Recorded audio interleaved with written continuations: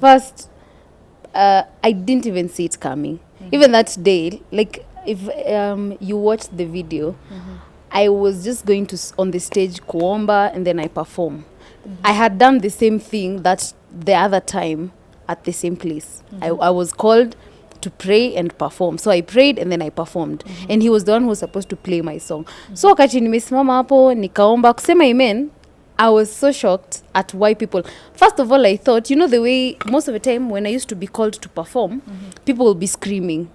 So I thought this is just one of those times. But then what was shocking me was why are people just right at the stage, wanna record, people are screaming. And then I was also wondering, kwa nini inamtake long kuanzisha mziki? Because I was expecting him to start playing. Hi, so when I turned around, I was so shocked. Sick, I never saw it coming.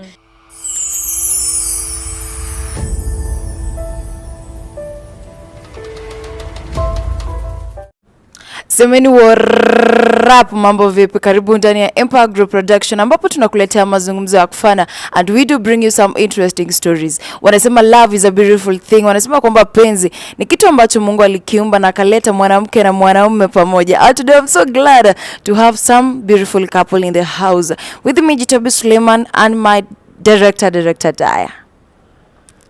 I don't know what to introduce aje, sijui tuanzie mwanamke, sijui tuanzie mwanaume. Lakini wanasemanga ladies first. So I go with this beautiful lady. Hi. Hello. Mambo. Songeni karibu. Najua nimewaseparate lakini msijali. Mambo. Poa sana. You look so beautiful. I like your eyebrows. Umejitengeneza umeambiwa salon. Mimi mwenyewe. Wewe mwenyewe. So you are a pro in that. Tuseme. So utanifunza. Nazipenda. Ona zangu za katuni kama nikaa sina live. Mambo. Poa sana ni aje? Niko poa sana. Najua una feel. Una feel ni kama nimekukatiza. Jo, sijazoea mbali na yeye. So tutafanya aje? Ama mshikane mikono hapa mbele.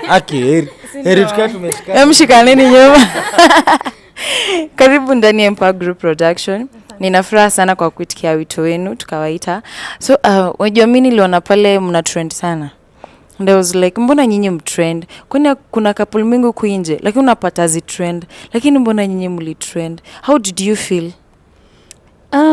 First of all, I wouldn't say I expected it. So even ilinipata off guard lakini I was so happy. I was so humbled. If anything, mimi prayer yangu ama my wish has been that our story will encourage someone out there. So even when we were trending, I was just hoping whoever is seeing this, I hope that you know, or I hope that you believe inside your heart that it's also possible for you to find love and find true love. Yes. So in that true love, what is your name? Naini Muziki. Eti nini? Naini Muziki. Hiyo ni kabila gani? Samburu. Oh, Samburu. Wewe kabila gani? Kikuyu. Ai. Kikuyu Samburu mlitoana wapi? Hujatuambia jina la. Naitwa Stevo. Stevo. Kuna kitu kingine unataka kujua? Stevo nani? Wanaitwa Stevo DJ. Mimi ni DJ wa gospel. Nafanyanga muziki. Na story yangu na kutoana na nini ni tumetoana mbali. Samburu Kikuyu. Man. Siringekuwa Kikuyu ni tribe gani kwa karibu na Kikuyu? Kamba. I think ni Samburu. Samburu iko karibu sana na Kikuyu. Ni kweli mama? Ndio. Distance when it comes to mapenzi haijui umbali. Sasa mimi nataka uniambie ulitoa wapi binti mrembo? Binti mrembo aliletwa tu na Mungu mahali tulikuwa tuna launch missions na nafanya kazi na jeshi inaitwa Kubamba. Kubamba. So tulikuwa tuna launch missions. Tunafanyanga school missions. So tulikuwa na launch partnership ya Kubamba na ACK. And then hapo ndio mrembo happen kutokea. Na najua kuna details zingine mingi yako nazo zenye mimi ushinanga nikisahau. Si unajua tu wanaume usahau. But venye alitokea mimi nakumbuka mpaka details alikuwa amevaa macho ine. Hiyo video bado iko YouTube hata. Kuna glasses alikuwa amepiga za urembo hapo. So tulifika mapema, mimi of course hatakuwa najuana. So mimi nikaenda kucheza keyboard. Mrembo akakuja hapo, mi ule mrembo mwenye niliona akiingia ndo huyo ako nyuma yangu nikicheza keyboard, yeye anaimba. Na akakuja kidogo kidogo tukaanza kuimba pamoja, kidogo kidogo nikaitwa nje, nikirudi yes sasa ndio alikuwa anacheza keyboard. Of which hiyo sasa ika blow mind yangu yote. So do you believe in love at first sight? This is love at first sight. Like ours is a proof. So before that, we vile uliingia hapo hivyo pia ukaingia kwanza kucheza keyboard, did you like vile ulimtazama ulifeel hisia yoyote? At that given point, first of all, I'd say I really loved the fact that he was playing keys and he was playing one of my favorite songs. So when I went there, I sat behind him. But you know the way, as much as you'll think someone is good looking and actually he's playing keys and I'm just singing to the song he's playing, kwa mawazo yangu najiambia lazima kuna mrembo mahali, just like just brush it off. But later on is when we realized that meeting was just divine in the first place. Yes. So I wouldn't say for me it was at that particular moment, because even we didn't I would say we didn't like start it off that day, but later on we fell in love later on. All right, so nani aliomba mwingine namba? You did. Sasa hii ni story funny. So yeah, anawakna KG na so kuna time alikuwa anataka logo za juu, alikuwa anafanya media. Na mimi pia nilikuwa nafanya media. So mimi nilikuwa na-edit mapicha na zieka logo za partnership zote tuko nazo kama Kubamba, ACK, VPCA nini. So yeye kwenye ana work pia alikuwa anataka logo ya Kubamba ndio afanye hiyo media. So akaitisha boss wangu. Akamwambia nataka logos. Boss wangu Njugush, big up to yourself man. Njugush akampa namba yangu, akamwambia this is the guy to talk to. Akani inbox. Akaniambia niaje, nimeambiwa endo kuna logo za Kubamba, tafadhali email me. Misi nikapata namba ya mrembo, but kuna venye tu sikuwa nataka one niko desperate sana.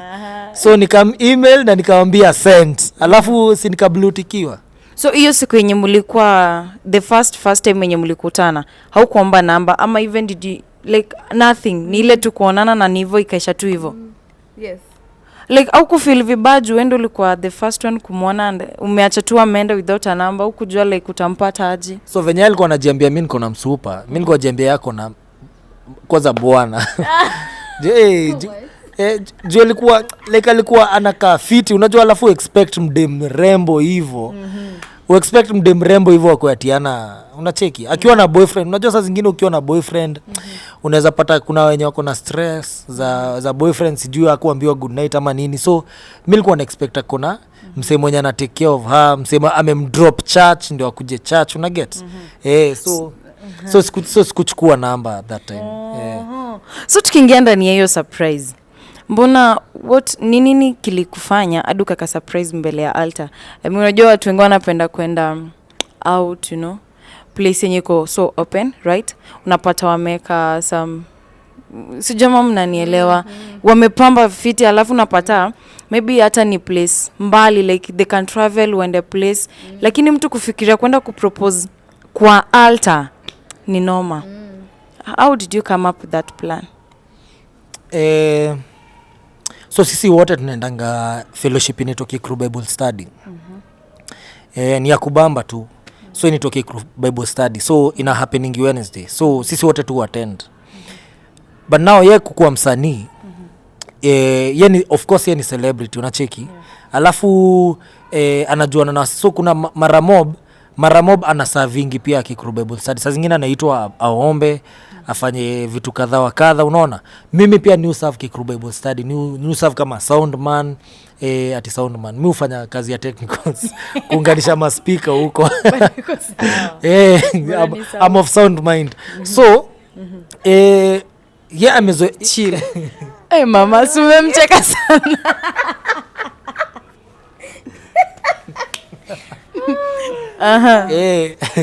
So mimi kufikiria KURIA Bible Study ni God alinipea hiyo idea. Kuna time amedrop ngoma mpya, and then kudrop hiyo ngoma kuna DJ best yetu anaitwa DJ Ace. DJ Ace bana alikuwa anachezea muziki. kuchezea muziki venye tu alicheza tu hivi ndo amedrop tu I think hiyo wiki. Wasi wakaanza kuscream jina yake na jina yangu kwa sababu hiyo time tulikuwa na date, unaona. So akatuma video home kwa maperos wake. So madhake akamwambia yeye amepropose. Nikasema wow, huyo ni God amenipa hiyo idea. Manze, na hivyo ndio nikaanza kufikiria hiyo story ya kupropose. Na nikafikiria venye nita propose hapo Kikru Bible Study. Hapo ndio kuna mabesti wetu wengi sana. Tuko na mabesti wengi sana. So did you expect the proposal? Not at all. First, I didn't even see it coming. Even that day, like if you watched the video, I was just going to on the stage kuomba and then I perform. I had done the same thing that the other time at the same place. I was called to pray and perform. So I prayed and then I performed. And he was the one who was supposed to play my song. So wakati nimesimama hapo nikaomba kusema amen, I was so shocked at why people... First of all, I thought, you know, the way most of the time when I used to be called to perform, people will be screaming. So I thought this is just one of those times. But then what was shocking me was why are people just right at the stage, wanna record, people are screaming. And then I was also wondering, kwa nini inamtake long kuanzisha mziki? Because I was expecting him to start playing.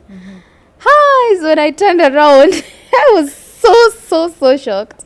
Sick, I never saw it coming. And then plus he'd never asked me mambo kama ring size, how would you love your proposal? We had never talked about it. I was just hoping somehow I may learn what makes me happy and he'll pull something that will actually make me happy. But I didn't expect it to also be on the altar.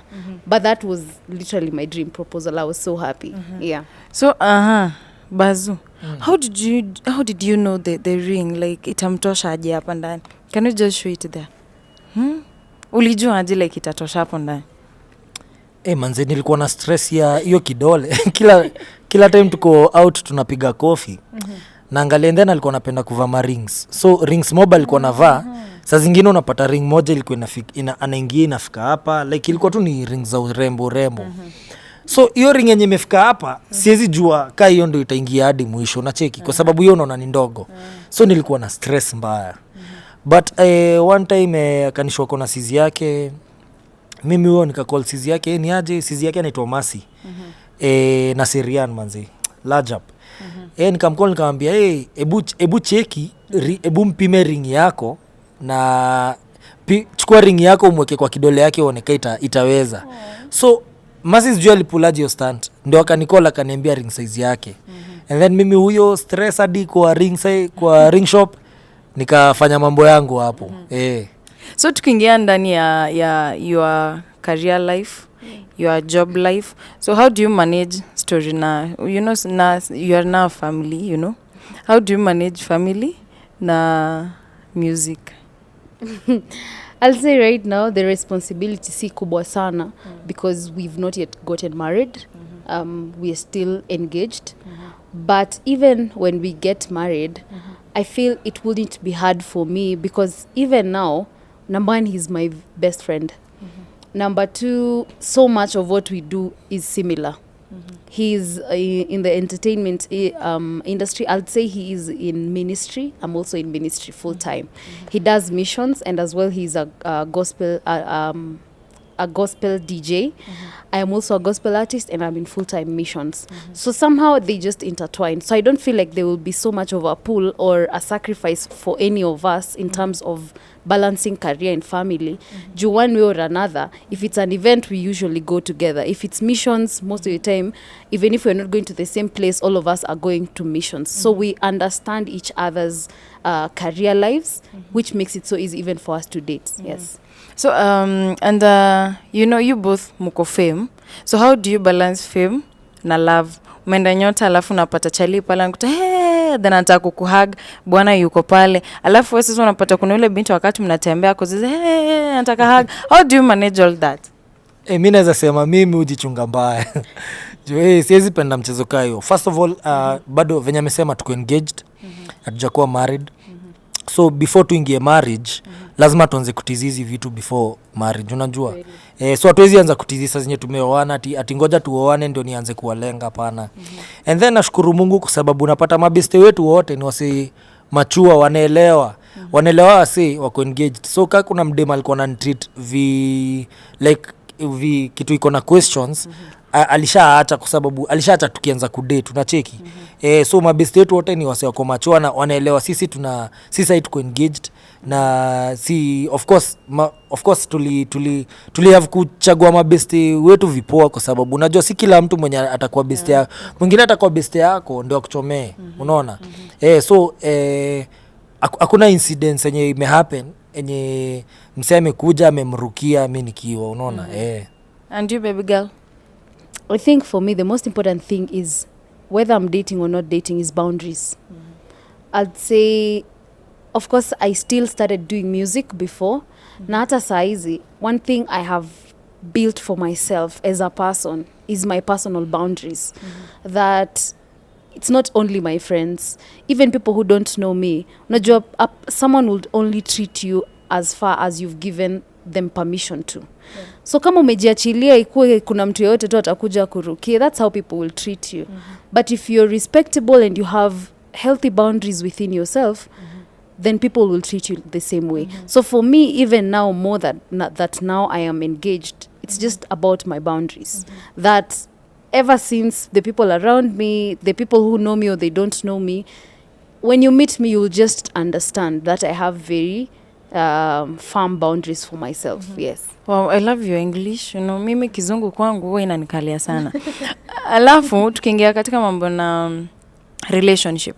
Unajua sasa mna date, lakini tuseme for example unapata kwamba kuna watu pale nje vijana wana claim they are dating, hata kama unapata yeye wana date. Lakini unapata inapita hata 2 months wame break up. 3 months washa break up. A year washa break up. So you too, what keeps you going? Number one, like we just started by saying, of course we have God. I'll say that's our number one, the bridge that is between us. So what I mean by we have God is not just to say that we have God as a cliche, but what I mean is we usually have something we share that's like a triangle. A triangle hapa juu is God, and then mimi na yeye hapa chini. So what that means is I'm accountable to God with how I treat him. So I can't just hurt him, because this is someone who God loves as well. And because I fear God, I treat him how God would want me to treat him. God would want me to respect him. God would want me to love him the way he's instructed me to love him. God would want me to draw him closer to God and not away from God. So when we say God, for me, it's the major factor. But more to that, we are good friends. This is my best friend. We were friends before we started dating, and we are still now very close friends. So it makes me happy seeing him happy, because what connects us so much is our friendship. And then we also share so many things. We are compatible in so many ways. He makes me so happy. He's very funny. More to that, we share musically. Musically, we both love music, which means so much to me as well. And then, of course, now ministry. I love seeing him serve, and it's something that we actually bonded more when we were serving together. Yes. And if I may ask, ukimtazama hivi, nataka unipatie jina moja ambalo unamdescribe nalo. One word, ukimwangalia tu. Aki, yo umeni limit mbaya, kwa sababu niko na jina mingi zenye neza muita. So labda uspecify ni muite kwa kategori gani? Ni kategori gani? Wanta kategori gani? Niko na jina mingi, acha nikwambie. Kategori kwa as just a girlfriend, I guess. Mpenzi. Na if I was to describe him with one word, it would be pressure.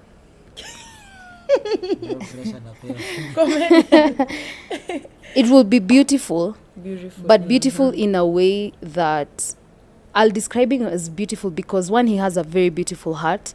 He has a beautiful personality. He has like beautiful is just all together. Awesome. How I would like awesome. Yes. Asa mimi nataka mniambie challenges zile ambazo mnapitia. Unajua kila kitu hapo hivi hakiwezi kuwa maua. I know you have some challenges zenye zile ambazo mtaongea, wale ambao watatazama, you can give them an advice out of your challenges. Tunaweza anza na ladies first. Oops, okay. Uko sawa nayo? Yeah. I think we had a challenge when we were starting our relationship because we almost have similar personality. So what that meant, some things, he's a firstborn, I am a firstborn. Wow. So sometimes I'll feel as though he's controlling me, you know. Like you see the way, funny thing, I'll just give this very simple example. Kama the way a man will want to care about, like it's cold. Someone cares that you're feeling cold. And he obviously, not even obviously, so many times he extends giving me his sweater.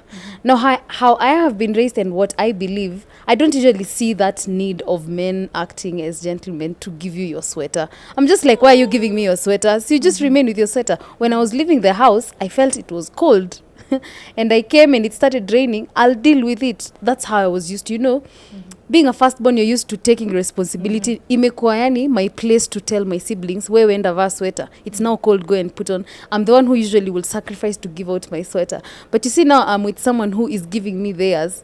And at that point, I'm like, show me how this is caring. This is, you just want to control me, you know. But honestly, that's concern. He will tell me, there is no way we'll walk with you. You're feeling cold na nimevaa sweater. And I'm your boyfriend. It can't work, you know. So that's just a very small example. But what I'd say was our challenge was the fact that we were not really on the same page. Like we really didn't, we needed time to understand each other's personalities. So that's why we took time, of course, to study our personalities, appreciate it, and know how we can then live together and coexist together in a relationship where both of us feel loved and respected. So I'll say the biggest challenge for us was that. But obviously, so that means obviously somehow once in a while it might chip in, even now, but we have grown ever since, you know, we started being intentional about just learning about who we are. And then also you learn yourselves. You realize you're reacting like this because of A, B, C, and D. So how do you now coexist with the other person? So I'd say this is a journey, of course, that we have committed to. The most important thing is, and even for anyone out there, there's no relationship where there are no challenges. But the biggest question is, are you committed to stay even when challenges come? Because if then you're someone who will be swept by challenges, then sad to say, hizo ndio zile relationships unasema after 2 months zimeisha. But commitment is the most important thing in this whole, you know, maze. Because if you're committed to loving someone, it doesn't matter what kind of challenge will come. You can always walk through it. Yeah. Big man. Mi sasa acha niwaambie. Ile challenge yenye mimi nilikuwa nayo ni hii. Unachiki venye anawape detail to detail. Ana explain kila kitu. Manze hiyo si kitu mimi nilikuwa nimezoea. Mimi nilikuwa nikwambie manze tumeitwa nini interview na Empire. Situende. Yeye anataka kujua uliitwa na nani, huo mseni nani, kuliendaje, tunakaa hapo hadi dakika ngapi unacheki. So mimi niko straight to the point. Namwambia ni aje tuende hivi. Lakini yeye anataka details unacheki. So hiyo ni example. So mara mob mimi nilikuwa napata namwambia story but simwambii detail to detail. So what I'm driving at ni communication. So communication manzi inaweza kuwa challenge kubwa sana. Kama hamuongei zile vitu deep, even the minority of things unacheki. So mi nilijipata naongeanga. So mi niko na bestie. Venye amesema mi ni bestie. Usicheze na bestie. So bestie. Usicheze. So mi ni best friend yake, ni best friend yangu. Tuna share zile vitu deep like hata inzi nikijichapa kofi juu nataka kupiga inzi nitamwambia. Unachekea hizo ni zile vitu like zile vitu zenye unaweza ambia best friend yako, ndio nimekuwa nikimwambia hizo vitu zote. Hakuna kitu namfichanga. Nikipumua haraka namwambia manze na feel funny nimepumua haraka. So you have a comedian. So mimi nataka you just give an advice to utapatia wasichana pale nje ambao they're up to dating alafu what it takes to be committed, alafu what they're supposed to do while they are dating. What I'll say to any lady, any woman out there who is thinking of getting into a relationship or is even in a relationship, my mom loves saying this: you attract what you are, or rather you attract who you are. This means invest in yourself as a girl, as a woman. Invest in who you are. What are your core values? What are some of the things that if someone describes you, they wouldn't fail to mention? What are these things that stand out about you? Trust me, you will attract that. Do not expect that you will be someone who cheats and then you will attract a man who is truthful. Wanasemanga pwagu upata pwaguzi. It means you will attract of your kind. There is no way you would want to be a good there is no way you're a good communicator, you will attract a bad communicator. Again, invest in yourself. If it's in books, if it's in listening to women who've gone ahead of you in whatever you want to grow in, if it's in prayer and studying the word of God, if it's in literally building your core values, like literally work on yourself. I love saying, look within yourself. Work on your weaknesses. What are some of the things that have resulted to someone walking out of your life? What are those challenges that you have? And you know, funny thing is we can't lie to ourselves. Kila mtu anajijua. So that means look within yourself, look at your weaknesses, work on them. And trust me, Bible says when the right time has come, God will make it happen. I've just paraphrased it, but it's in the book of Isaiah. Meaning, in the right time, you will meet that person that is attracted to you because of the values that you have. I feel like most of the time women rush into relationships or love or spaces where they want to be with someone else without even finding out about themselves, things about themselves. So it's about you. Look within yourself, start looking inside, and then look outside. Wow. Wajua vile ulikuwa unaongea baba hapa anakupa jicho la mapenzi. Niambie sasa, hebu nataka kukupatia advice wale wanaume pale nje. Msichana anapiga kizungu. Unajua hata anatushtua mbaya. Anapiga hadi quotes za Kiswahili. Sijui pwagu, sijui ufanya nini. Hata mimi niko na quote. Unajua ng'ombe zikipigana. Nyasi umia. Nyasi umia. Na feel mimi ni nyasi saa hii. Naumia sana. Anyway, advice yenye naweza sema hapo man. Manze, unajua saa zingine si kama vijana tunapenda like nimekatia mdem, alafu after nimekatia mdem naona mwingine mrembo kumshinda, naanza kufuata huo mrembo kumshinda, alafu naanza kumpea ma stories. Mimi naweza sema manze, ukiamua kuingia, ukiamua kudate msichana, manze amua tu kumdate. Si ati unajua ni mtoto wa mtu, ni binadamu, si ati vitu zina run kwa vein yake ni maji, unaona? Okay. Ni damu, ni binadamu.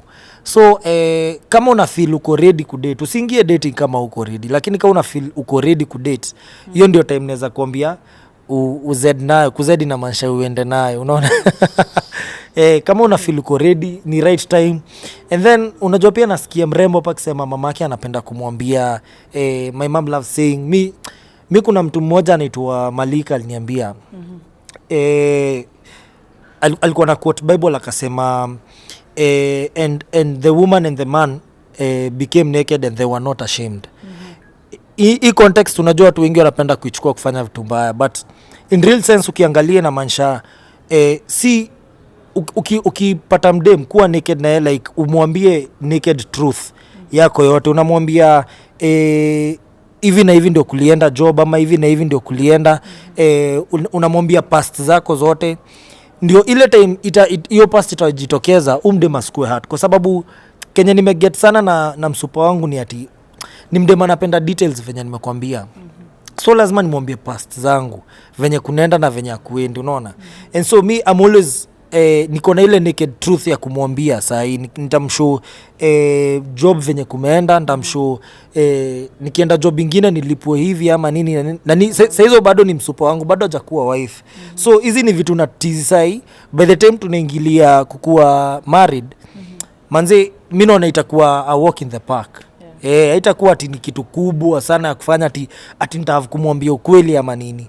Naona tu itakuwa tu ina flow kwa sababu ni kitu nilikuwa nimezoea kumwambia tukidate, tukiwa engaged na sahi. So men wote hapo hivyo nje, make sure umeambia msupa wako ukweli. Usimdanganye ubaya. Uongo ni ati uongo itakamtu kujito. Uongo iko na ukweli. Unacheki ndakudanganya but hiyo kenye nimekudanganya kuna ukweli yake na switch itajitokeza siku moja. And ni kitu kipi kile ambacho mnaweza taka kufanya as nyinyi wawili mkiwa pamoja?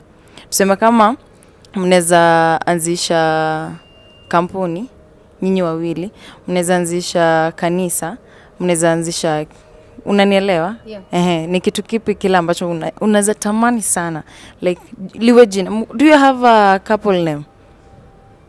No. Kuna Bado? couple name. Kuna couple name. The Simbas. So wanajita The Simbas. Ni kitu kipi kile ambacho mnaweza taka kufanya nyinyi wawili alafu sasa tuseme muite The Simbas? Lumesema.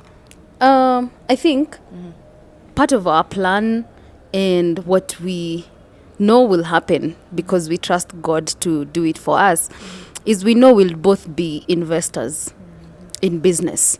So one thing I know without a shadow of doubt is we will both own businesses. Na hiyo tutafanya pamoja and then we can call it the Simbas. For example, it could be an investment firm where we could maybe invest in real estate or in just normal business in buying and selling land and so forth. Yes. So I'll say investing, especially kibiashara. But more to that, I love that question because it also challenges us to think outside the box, like what we can do together. These are things we've had prospects, zile tu tunataja kusuggest hapa na pale. Of course, we will always do ministry together. That I also know for a long time because that's how both of us serve God. So, huduma tutafanya pamoja, pia biashara tutafanya pamoja, na pia venye umetupea changamoto tutafikiria nini tunaweza fanya pamoja na tuite jina hiyo. So you know Swahili tu. Yes. Nakwambia umeangukia hapa. Ukiacha hii. Kweli. Wewe kwisha. Tukimalizia, wajua nyinyi ni you are Christian people. Yeah. So is there any day yenye mnaweza amka mseme, babe, si leo twende party? Can you?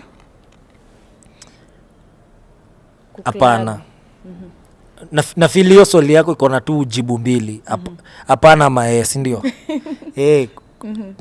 Me without a shadow of doubt hatuwezi enda party. Na mwezi. Party tunaweza enda because we go to Christian parties. Yes. Yes.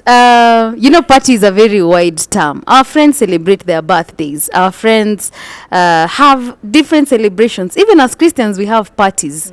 Even as Christians, there are sleepovers, So, but the kind of party that maybe you could be asking, maybe in a club, again, it all trickles down to the question of our company. We don't have anyone in our friends list who will invite us to a club. So and then we cannot just wake up and go to a club because that's not where we find fun. For us, fun is doing other things, Most of our friends, we even go have fun with our friends. We will go for things like bowling. We'll go for games. We'll go for, maybe road trips and so forth. But context yetu sasa ni ya kiungu. Most of the time, for us, fun is not literally described as going to the club. So you wouldn't find us maybe necessarily going to the club, yes. Hapo umenipa kachangamoto fulani kajibu. Lakini sawa, hata mimi mwenyewe umenifunza vitu mingi from the way you have spoken. Kuna vitu ambazo nimelearn which someone is supposed to take temako kwa relationship ama temenye bada jengea kwa relationship. So it has been nice here and nimejifunza mambo mengi sana through them. Alafu kitu ambacho nimelani kwamba your circle do matter a lot in a relationship. Hiyo ndio kitu huyu pia amezungumzia na pia mwingine amezungumzia. So your circle matters, si kwa relationship peke yake, but pia kule nje, mambo yote ambayo unayafanya, marafiki wako huwa wanamata sana. It has been your girl Jitabi Sulema. Don't forget to subscribe and also don't forget to comment. Na nawashukuru tena sana. Na mimi nawatakia maisha mema, and let your story be a love, beautiful, be a beautiful love story. Be a beautiful love story. Nawambia leo nafunza kizungu huko ndani. Let it be a beautiful love story. Na pia naambia Mola azidi kuwabariki, na I will wish one day mtuite, mtutumie invitation as Empire kujeni wedding. You just record our wedding. Yeah. So it has been your girl Jitabi Suleiman with my director Daya. Hadi wakati mwingine, naomba tu Mola azidi kuwabariki na let your dreams come true.